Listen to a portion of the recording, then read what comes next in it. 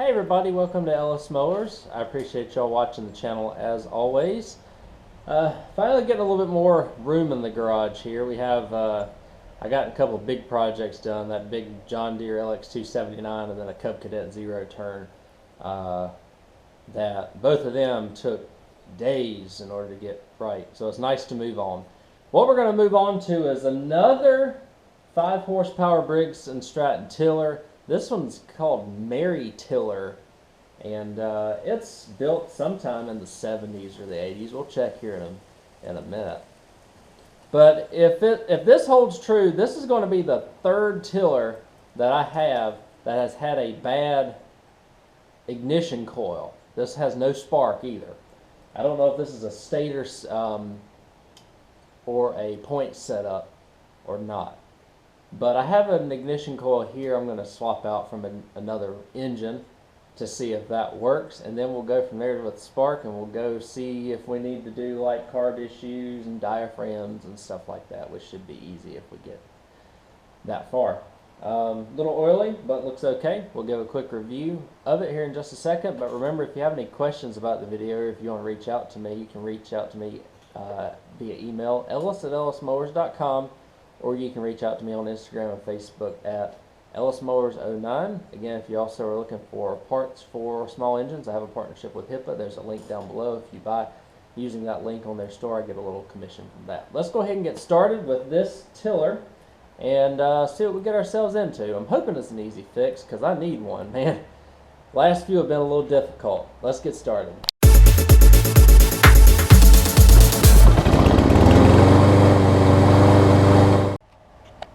Alright guys, here is the Mary Tiller. It's a Mary Tiller Suburban. I know Robert Mahinos, he's well versed in older stuff. He'll probably tell me what's going on with this. Robert, feel free to. There's our patent numbers. Edmonds, Washington, Mary Tiller Suburban. They may even be in business still. I'm not even sure.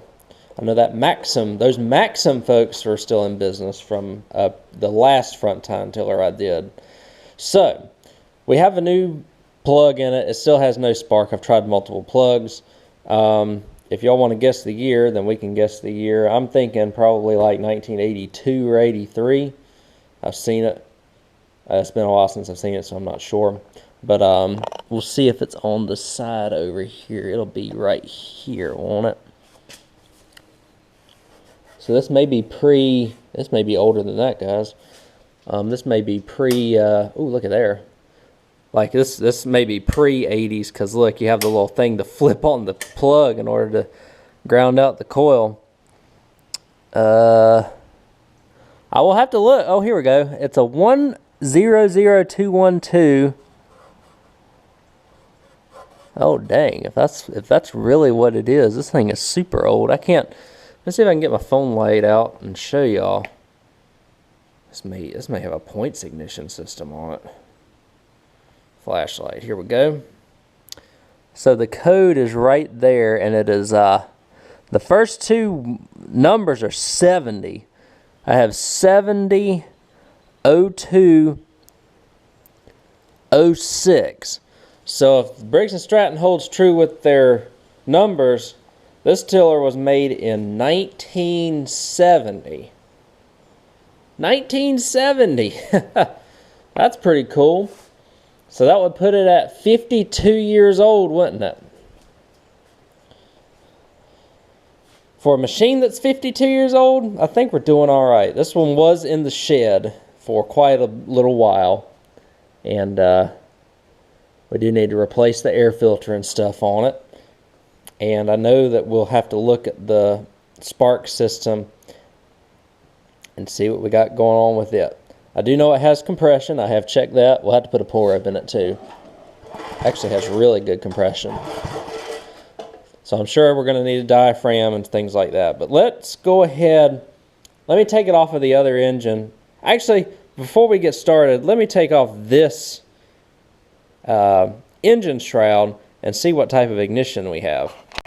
Alright guys, let's get into it. 7/16 for the old ones here.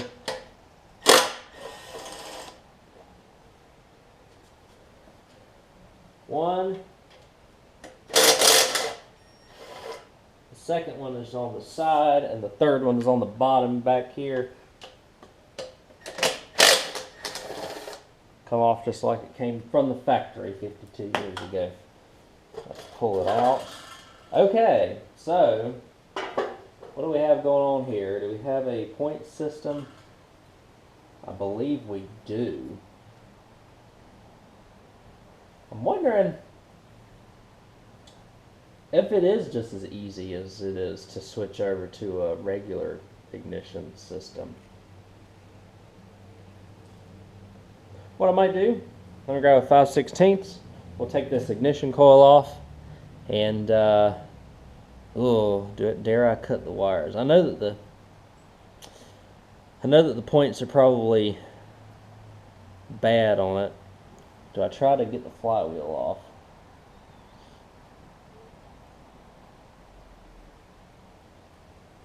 Decisions. Let me take the coil off here and see what we got going on. 5/16.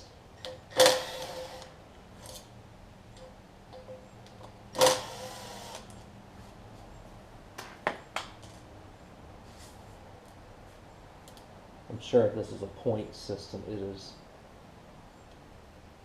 in really bad shape. Like the whole back side of this has just got so much dirt on it. I don't even know what to think here. Like it's peeling the casing off of the coil. It's got so much stuff, junk on it.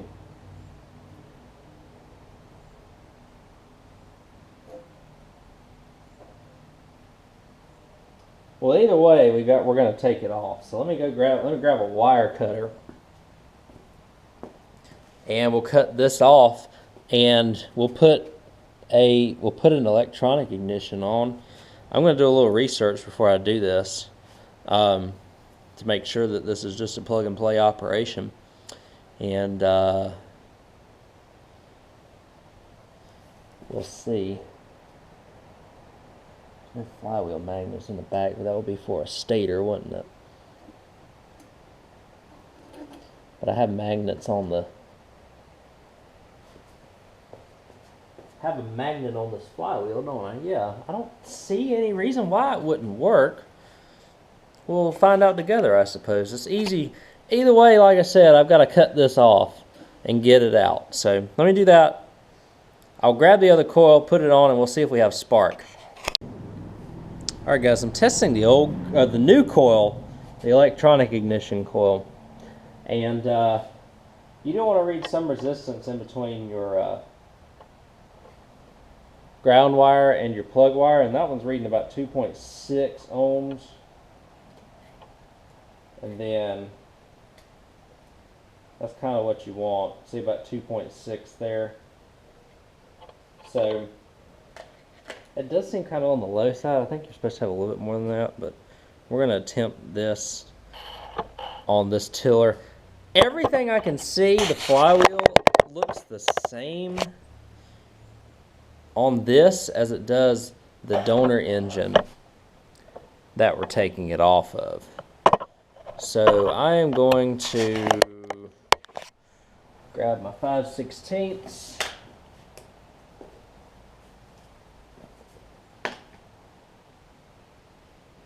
I clean the ends of the coil as well.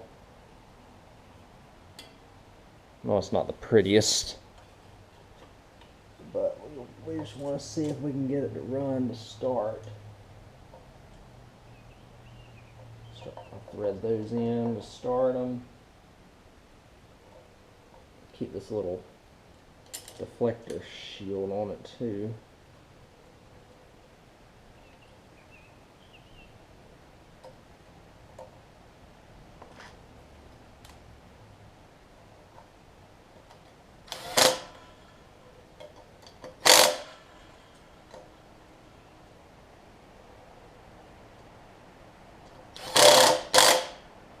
Okay,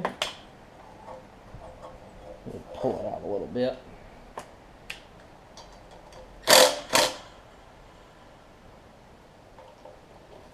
here going on.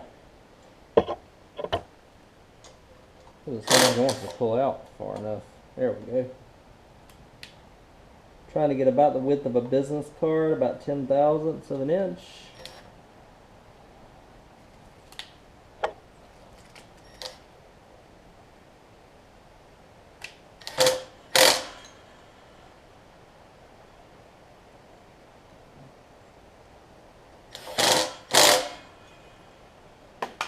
Pretty darn close. So now, that's even free. That's super. Pop that on. Probably need to press this together a little bit. Give it a little bit better of a grip on the plug. There we go. I'm going to put the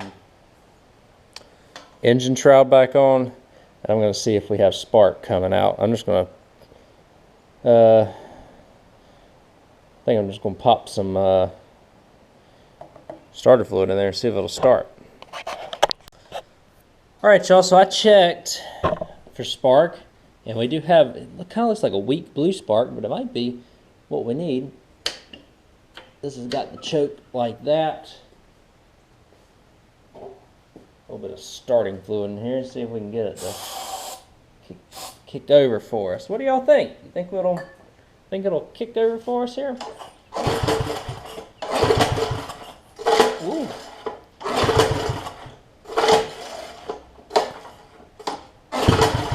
Tried. Look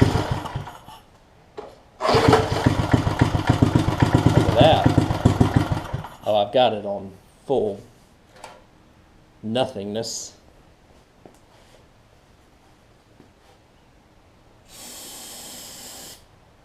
One more time.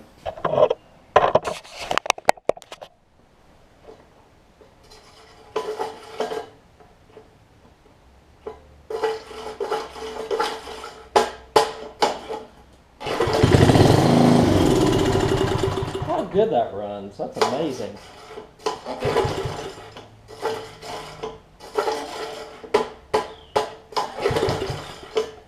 I mean,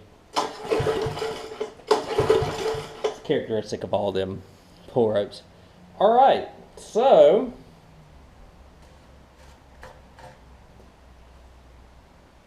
inside the tank has some nasty gas I've got to get out. So let me grab my siphon pump, get that out, and then I'm sure we're going to have to put a diaphragm in this thing. This thing's been sitting up for a while.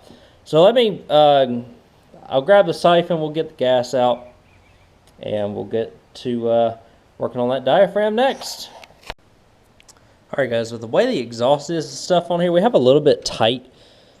The access is a little tight on this, so I had to get a smaller screwdriver, and we're going to take off the 4 screws. These are actually flatheads. Sometimes you get Phillips heads. It just kind of depends on the age of the tiller. The really old ones like this, up until the 80s models, generally just have the flathead screws on them. And so we're able to just kind of get into there. We'll get these screws out here. Put them aside. These diaphragms are really easy to change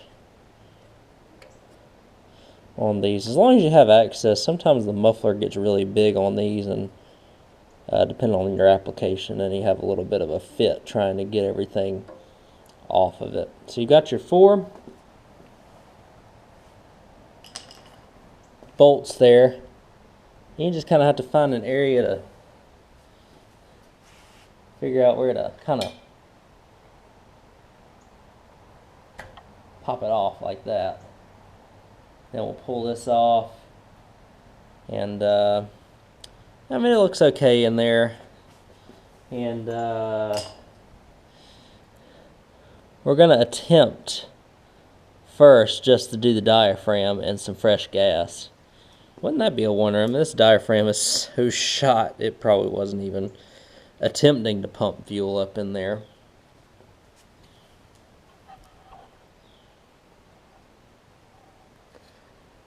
But your diaphragm and your kit goes in like this, with the flat little washer pulling it back out on the diaphragm so that it doesn't tear it.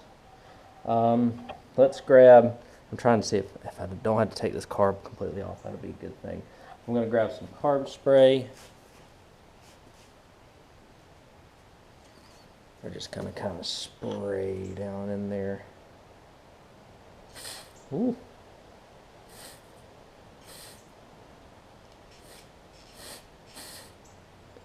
May not.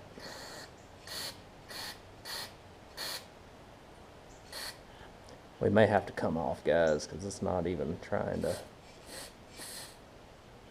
Got a blockage right there, or something along those lines. Either way, though, we do have to put a diaphragm on it. Getting these carbs off is a little tricky, so that's what we're going to try and do first. Is just diaphragm. I'm going to clean this area up a little bit and make sure all the carb spray's gone so it doesn't shrink the gasket. And let me grab the diaphragm and we'll put one on. Alright guys, so I don't know necessarily the best way to go about this, but I do know that it's a lot of times easier as long as you can get this to where it's not vertical and have a little bit of horizontalness to it. So like I said, we're going to attempt first to put this diaphragm on, and if it doesn't work, then we'll break open the carburetor and clean a bunch of stuff. But if all it needs is a diaphragm, then we've saved ourselves some time and effort here. So the spring goes in first, followed by this ring, and that ring presses out against the diaphragm. So the diaphragm goes onto the tiller like this. Here's what we're going to do. We're going to go ahead and place it onto the backing plate of this here. These are always a little tricky to put on, so be mindful and be careful when you do. You want to make sure your holes line up for your mounting point there, especially on that left side, the side that my finger's on now. Once you can get your diaphragm lined up, you can push it in. And we're going to see how close we are with all the holes. Looks like we're okay. So now we'll screw the screws in. I hope the head's not in the way too bad.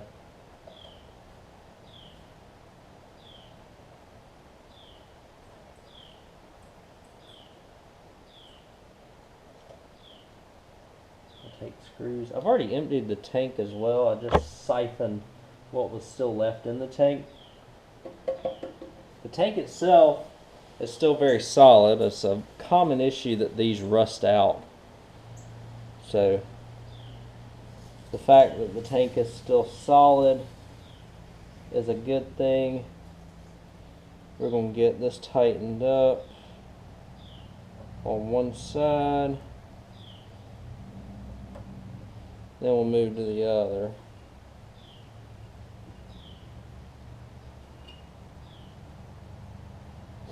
And just get them snug. Don't tighten them till they snap. As long as it provides a decent seal, it'll suck up that fuel. As long as the jets in the carburetor aren't clogged, which we may be dealing with that here. But if y'all taking one of these off, y'all know that the linkages are kind of difficult. And it's a little bit of a task to get them off. So I'm trying to go the easy route here first. And hopefully that'll work. We'll clean this up. As long as we can get this thing running, we'll clean it up. But let me put the tiller back onto its front, I'll put some fresh gas in it, give it a choke. We'll maybe pull it about a dozen times or so.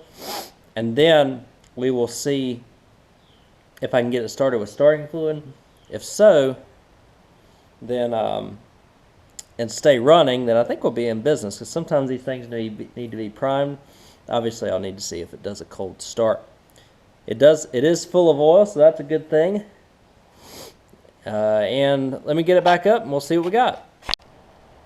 All right, what do you think? I'm going to give it a few pumps here, see if we can get some gas to go up in there.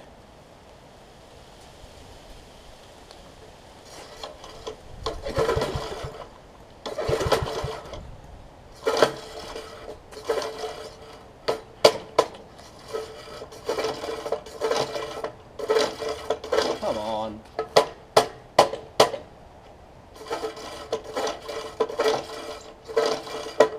Really?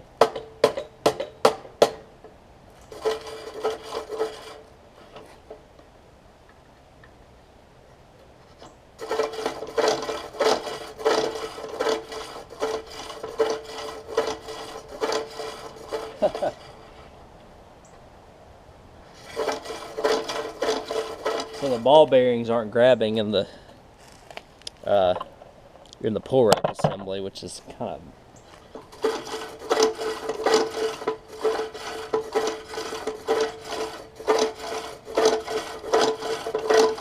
interesting.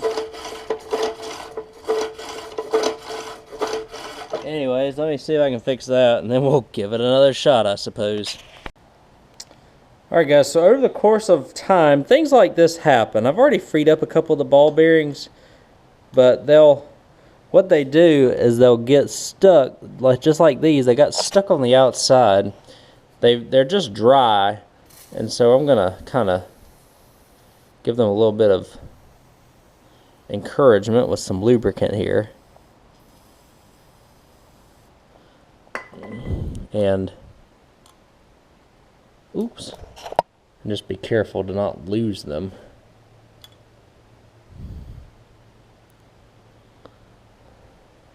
But I'm pretty sure that's all it needed, was a little bit of lube, because I'm sure they were just kind of getting stuck in the back there. I'll put you on the side here just so that you can see how I put everything back on. This is the outside ring. I'll show you how I took everything off as well, or I'll show you how to put everything on. That way you can kind of decipher how you're supposed to take everything off. So you have this ring here.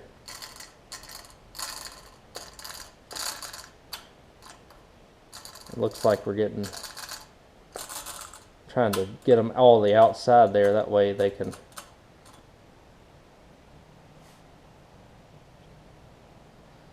do what they need to when it comes to. We're going to be careful with that, because I don't want to lose any of those ball bearings. I think I've already lost one, actually. Oh yeah, I did lose one, darn. Down in the bottom there. Let's see if I can get them back up to where they need to be.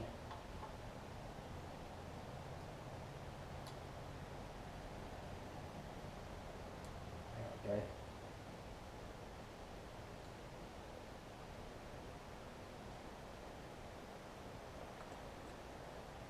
Just need a little bit of encouragement there. So after you do that, this is the shroud cover we're going to put back on here.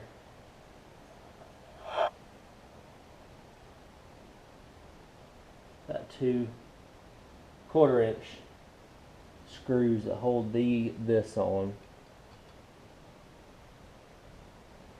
And I have already shown y'all how to put the cover back on, but you just have to go just that one step further. They do make a tool to where you can get these recoils off. And I actually have that tool because my dad used to run go-karts. And they use 5-horse Briggs all the time for go-karts. 5 and 8 horse, I don't know exactly what, but similar setup to this. Take the governors off and he would go to town. He just creamed everybody in go-karts. My grandpa was a master builder of these engines.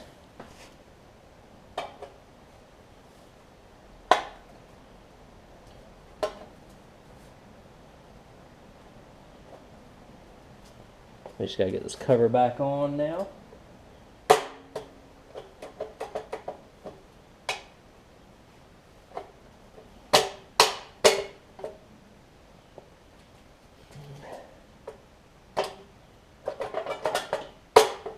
It's just a matter of 3 screws, putting it back on. I'll rejoin you. Oh, I know why I'm having so much difficulty.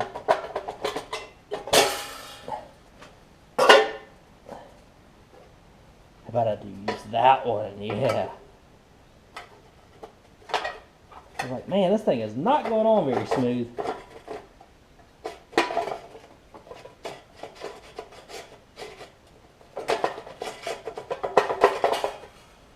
Alright, let's get this on here.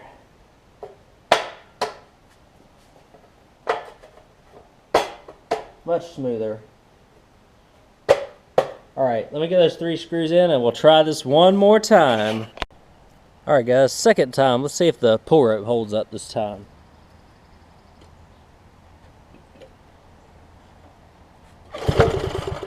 Oh wow.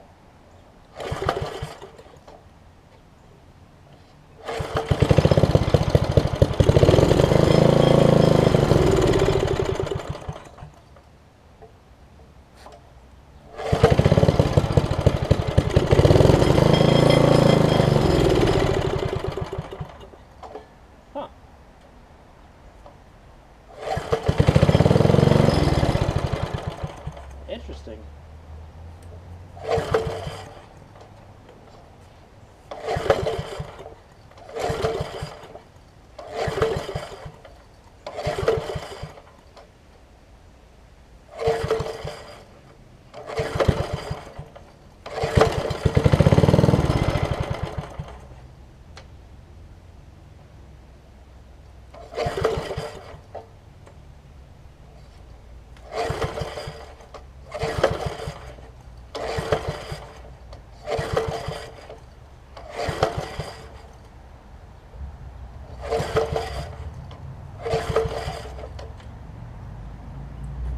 That kind of tells me it's trying to pull something up.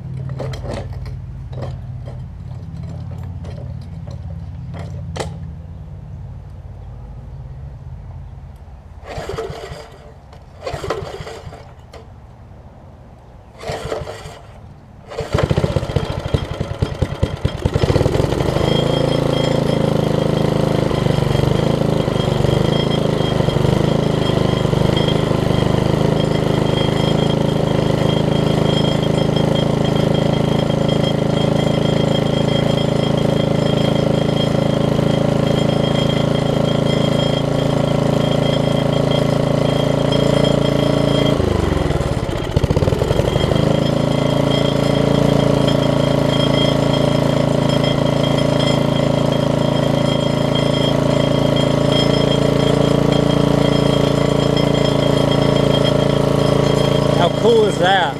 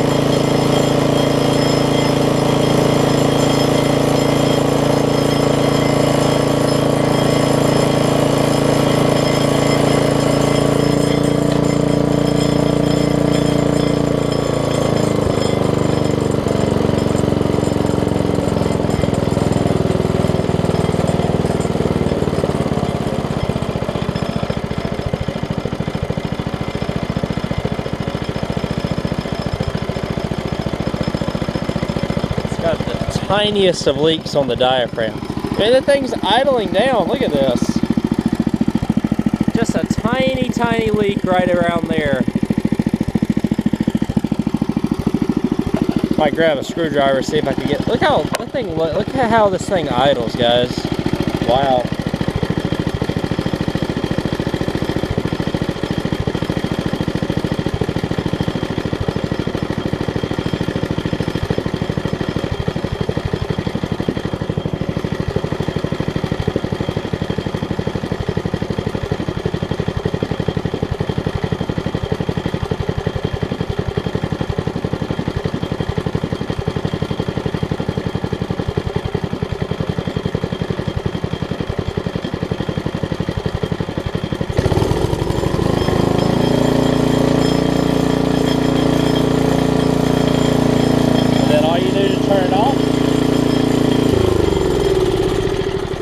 Old school, baby. Old school. I wonder if it'll fire back up for us.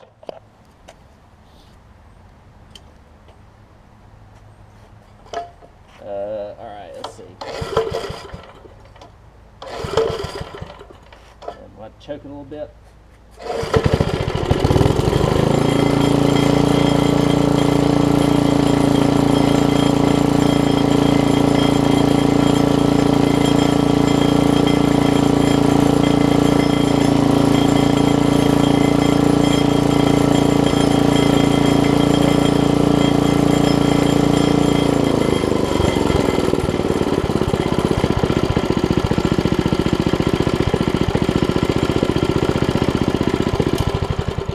Really cool. That's awesome. I don't know if I've ever had a machine this old that ran this good still. One thing I do need to do, y'all see me replace pull ropes on things a lot. I'm going to put a pull rope in this. I'm going to find an air filter for it, which a lot of times I just use the Briggs classic air filters on these because this one's very, very dry rotted. And I'll give it a nice cleaning. There's nothing really that I haven't done, that I haven't shown y'all about pull ropes and stuff. When I do these, I do put vice grips on them. So I pull them out, cut the knots on each side, put vice grips to hold this in place so that it doesn't pull out, put the new rope in, bring it back, and you're good to go. So that's what I'm going to do. I'll get this cleaned up, give y'all a much shorter video than my usual ones on this channel, and I'll catch y'all when I get this thing clean, and I'll put a little seafoam in it, and then I think we'll let it run for a little bit, list it, and sell it. I do have a couple of attachments I'll show y'all as well. Alright guys, I'm just letting it run for a little while.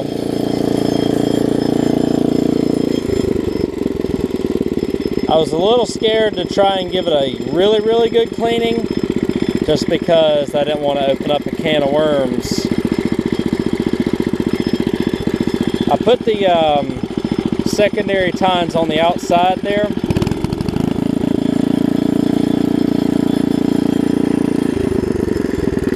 And also it's going to come with these tines as well, which will be beneficial for the new owner.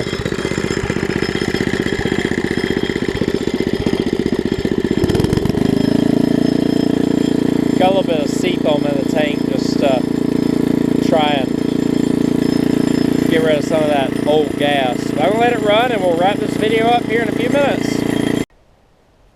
Alright, I'll give you one last start and an idle just for good measure here. Might even start on idle.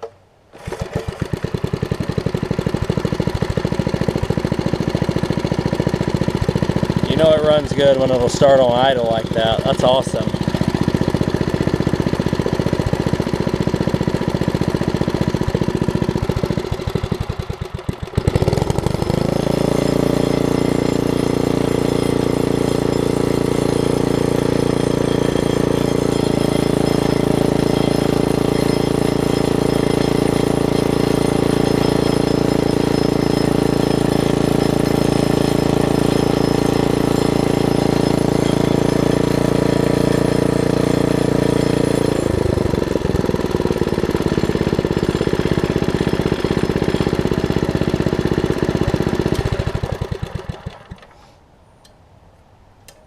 So that's really cool, guys. I think that's a lot of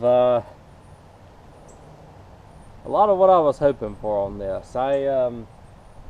Little background on this. I got this in a lot. If you remember, if you were watching, was it last fall? Did I get this last? I did get it late summer, probably August or September. And I got it in a load of got a D105 John Deere, a LT 4000 Craftsman, which I haven't quite gotten to yet. Bunch of other little yard tools, some weed eaters that I put some HiPA carbs in, and a few other things. So this lot's already paid for itself, because I think I got like $900 for the D105, and that was let's see, I think I paid the man like $250. One of my high school friends, and I knew I wanted to get this going too, because I really figured that it was in good shape, and I figured that it probably didn't need much to get going, and I was right. It just needed a coil and a diaphragm. I just sucked the old gas out, diluted the old gas with some new gas, and gave it some pulls, and man, it just start right up for us. I didn't do any outtakes or anything here on this video. I usually don't. That's why my videos seem like they're very raw and unedited. That's because they are, for many reasons. One, just because I kind of want to let y'all see the process, but two, I work a full-time job. I do this on the side, and time only really permits me to slap these bad boys together. So, because I do, sell on the side as well, and do other repairs that y'all don't see on camera, so stays busy around here. Anyways, this is probably one of the coolest projects that I will do this year.